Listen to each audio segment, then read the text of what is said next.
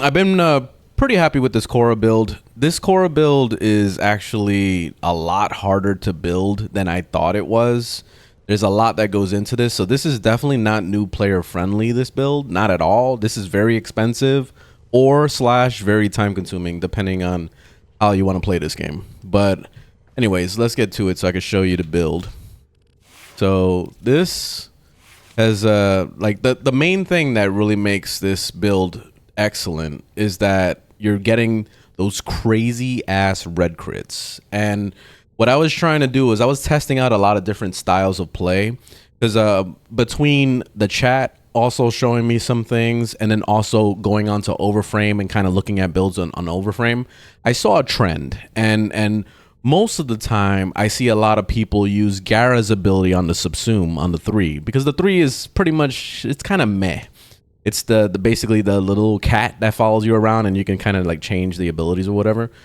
I found the cat to be kind of useless, and then also it just felt like it wasn't really contributing. The interesting part though is that you get to keep the cat. The cat is still going to be running around doing things, so you can still mod it and you can still do stuff with it, which I still intend on doing eventually. But you don't need that ability, so it's great.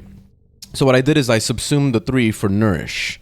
The reason why I picked Nourish is because I needed something that was going to give me energy back, because I was having severe energy problems. There was basically a few different builds that you could try doing. Like, for example, there's some people on Overframe that were using Protea's subsume, which is that little thingamabobby that drops like ammo and energy orbs and health orbs, which is good. And you can use Equilibrium and really take advantage of that. And then there's also Gara's ability that you can subsume, and that brings like the big, you know, the glass things. And her augment mod makes it so that you have a 50% chance on kills that are within that circle to give you energy orbs. So that's really good. The big problem with both of those builds is that they're both stationary builds, and I was having trouble doing other types of missions. Let's say if you have to run through a map and you're doing an exterminate, it kind of breaks Khora. Like it makes it extremely hard for you to get your stuff to work, especially since you're going to be spamming your 1 a lot. So wasting 25 energy while running through a map and not getting any energy back, even with Zenuric running, is horrible. And I don't recommend doing those builds unless you plan on just using Khora only for farming. You know, that's what makes sense. But with this build, what I did with it is I put in the Nourish so that I can use Zenuric to kind of like keep it topped off.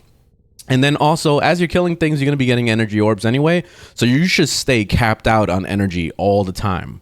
And the biggest thing about staying capped on energy is this right here. It's the purple, the violet Archon shards. So this gives you 25% melee critical damage. And then when your energy is over 500, you're getting double. So yeah, that's wild. So I'm trying to see if I can get a full set of that. I only have 2 of them so far. I've been having really bad Archon hunts, so hopefully in the future I could be able to like really, you know, get this set up. But for the rest of the build, damage isn't necessary, so you don't need strength. So if you wanted to go overextended with this, you could. I just stood with Augur Reach and I stood with Stretch. The main reason why I did this and I just left that alone, because I felt like the range was good enough with the Stratodome. I felt like it, because you're going to be using Stratodome a lot, especially with the augment mod for the extra drop chance. That's going to be your bread and butter for like farming and all that stuff, as well as like the range is fine. Like, you know, a 17-meter grab radius, like honestly, that's more than enough, because if you're moving around enough, or if you make multiple domes, you'll be able to grab everything you need to, and then you use the one to kind of just destroy everything. So yeah, it works itself out. Another thing, and the main reason why I also left it at 100% was for Nourish. If you go negative with Nourish, you'll end up losing a lot of the energy multiplier, as well as, you know, whatever kind of damage the viral is going to be doing. So that's a big negative. So I decided to, you know, just leave it alone and just leave the strength the way it is. That's why I left it like that. And it's fine. It works perfect. Efficiency, we left it at 100%, so that's just normal. Accumulating Claw is another augment mod for Khora that's really, really important for this build. This build is all about red crits, and it's all about boosting the damage of that whip claw as much as possible. So this helps out tremendously.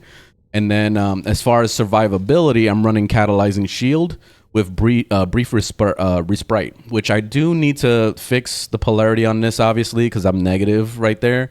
I have no Forma on this build, by the way. I didn't put any Forma on it, and it fit perfect. I feel like all the mobs fit, or the mods fit perfect on this. So if you want to fix this up, you could.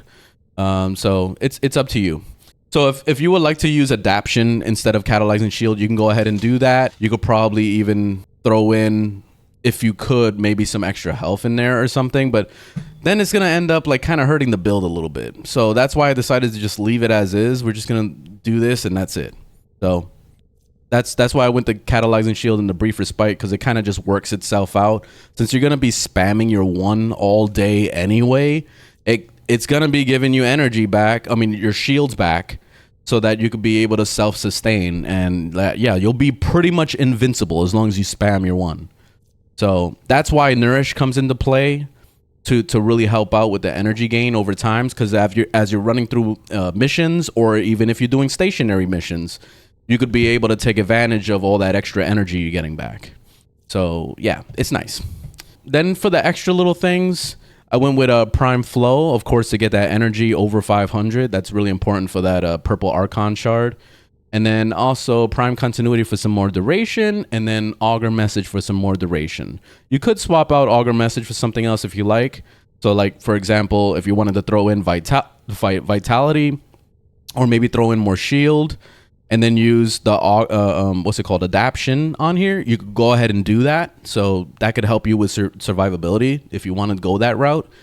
But it's entirely up to you. Like, you can kind of build it the way you want. I feel like this works perfect, so I just stay with this. As far as arcanes, so I'm using this one right here, which is the wall latch one. It's not like super necessary, and this is something that it's hard to like remember to go wall latch for a second to take advantage of this. So you have to kind of train your brain to use this Archon mod, but it is what it is. Like, if you want to swap that out for something else, you can, but it's pretty nice to have that extra 50% damage, and that's going towards everything you do. So hell yeah. So like right now it's at 50%, but I'll eventually max it out. And then this one right here is on damage, 21% chance to get more critical chance. This is another thing that you could swap out if you like. It's not necessary, but who's gonna say no to more critical chance? Like, why not? Like, I'm already doing exclamation red crits all the time, so it's not like super necessary, but why not? You know, it just goes right back to that. So you can do whatever you like with this thing.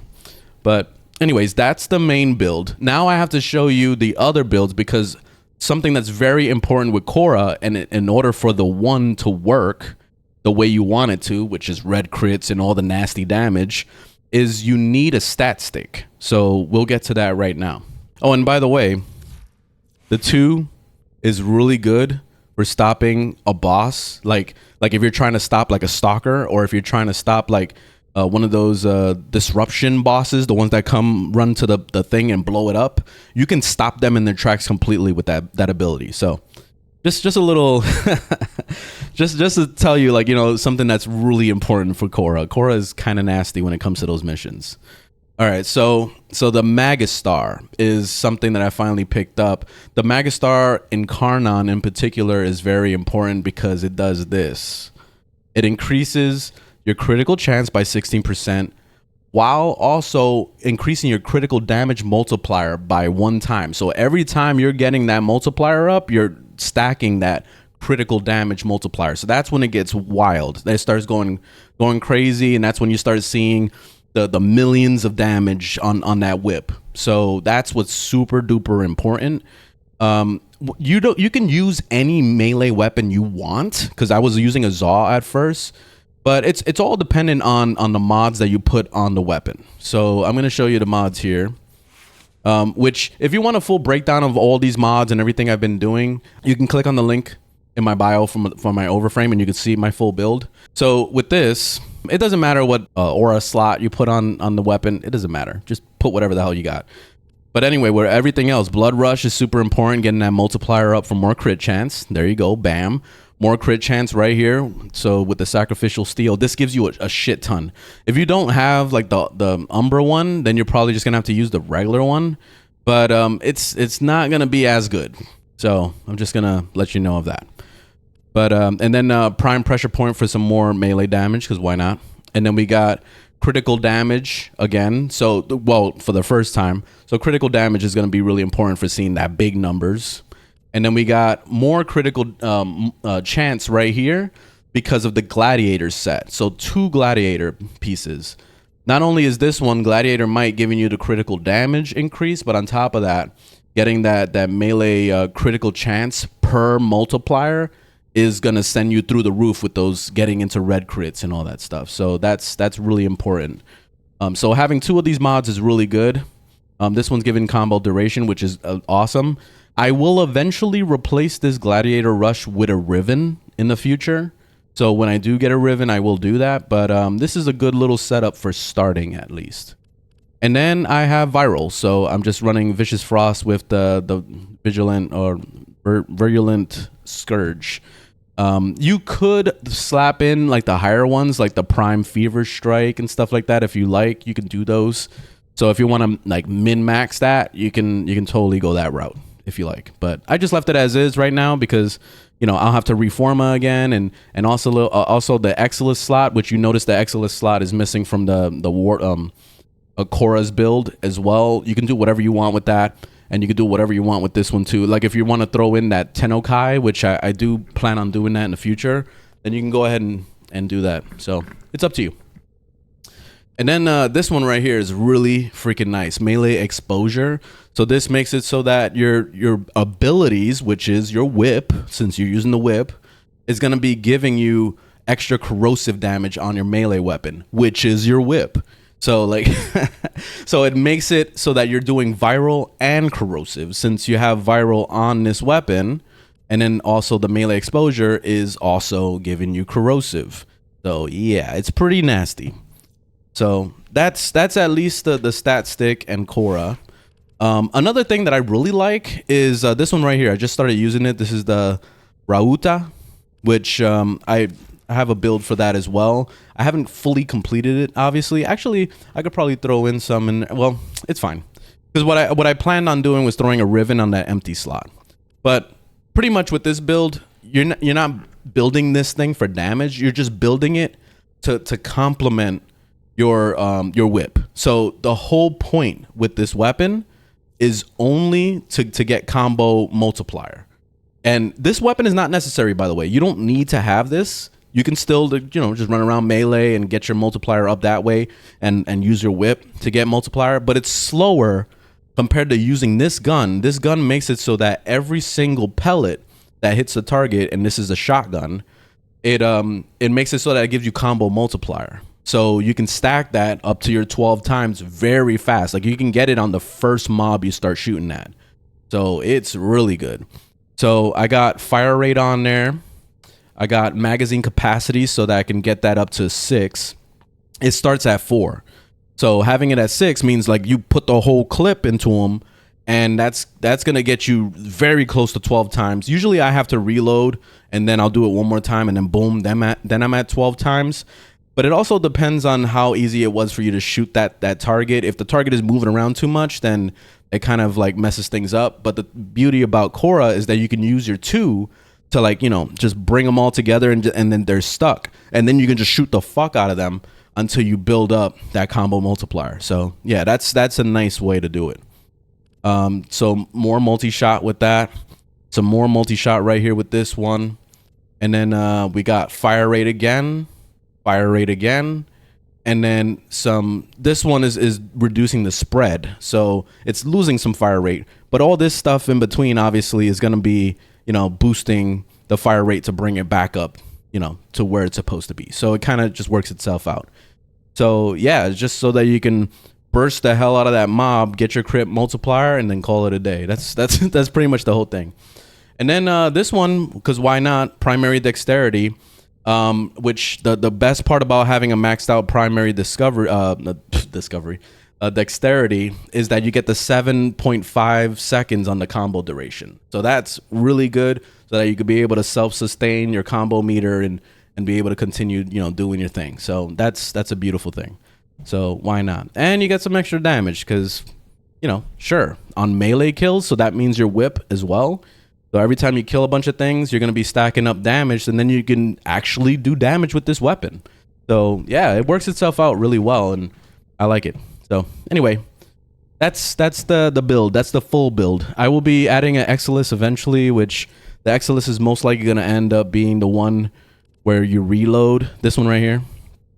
So you get more magazine reloaded while it's holstered. That way, when I go back into whip mode, or if I end up using my secondary weapon, I'll have my clip fully reloaded, and then I can go back to, you know, shooting with this weapon, so I can get my combo multiplier back up. So that's basically what it is. You're not using this weapon as a primary weapon or anything. You're just using it as a builder. And that's it. I use the Latham as my little sidearm. You can do whatever you want with that. I like the Latham. It's fun. So yeah, that's the build. I'm going to take you on a trip. We're going to go test it out. I'll show you guys what it's like. And yeah, it's pretty intense. All right, I grabbed all the keys. So I might as well test out the build here in the NetraCells. So basically with this build, since I'm going to be on a handicap right now, taking all this damage, it's going to be a little bit harder. But I'm going to go ahead and build my combo multiplier with my primary. But you see that? I went right into red crits already. I'm at 8 times combo multiplier at the moment. So let me keep building my combo multiplier. There we go. I'm at 12 times. You see how fast it is to build it? That's why I really like this a lot. See, we're already doing those exclamation red crits, so it's pretty nice. So 1.1 million, 3.7 million, 2.2, 1.3, 1.5. You see, so it's pretty nice, and that's 700,000. So it's pretty good. It works. You know, like, of course, if I wanted to min-max and get like the 10 million and all that, I definitely want to get as much as the Archon shards as possible, and I definitely want to get those arcanes maxed out. So this is a very expensive build. This is going to take some time and some effort. But once you do, it's going to be pretty fucking nasty.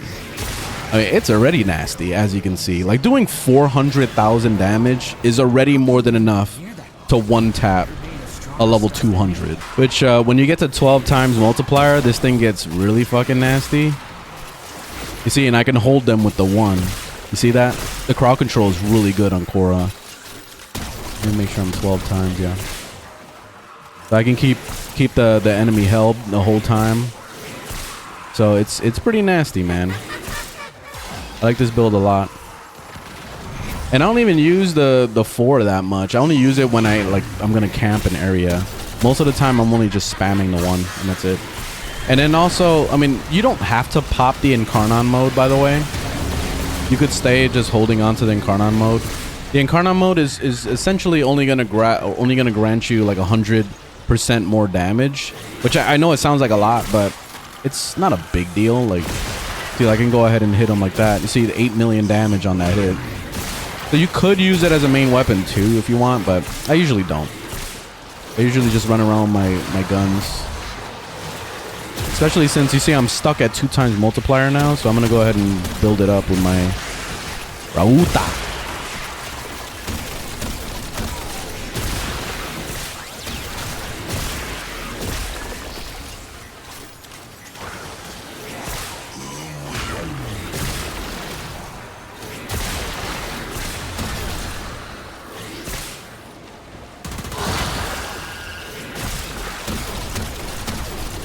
Am I 12 times? Yes, I am.